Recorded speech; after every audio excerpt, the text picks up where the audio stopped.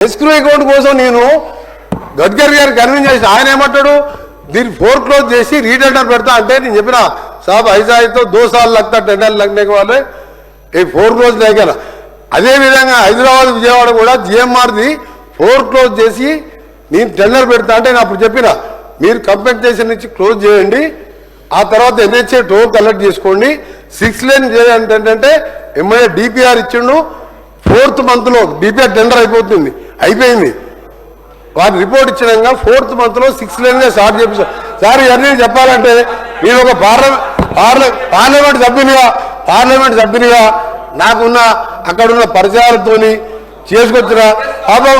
బాబా అప్పుడు ప్రశాంత్ రెడ్డి గారికి ఏంటంటే చివరిగా చెప్తున్నా ఈ సెక్రటరియట్ కట్టాలి చండీ వ్యాయామం యోగాలు చేయాలి దాన్ని ఏమంటారు అక్కడ ప్రగతి భవన్లో ఫామ్ హౌస్లో యాగాలు యజ్ఞాలు చూసుకోవాలన్నా సెక్రటరియట్ కట్టాలన్నా ప్రగతి భవన్ చూసుకోవాలన్నా నాకేమో యాగాలు యజ్ఞాలు లేవు రోడ్లు వేయాలి బ్రిడ్జిలు కట్టాలి నా పని అది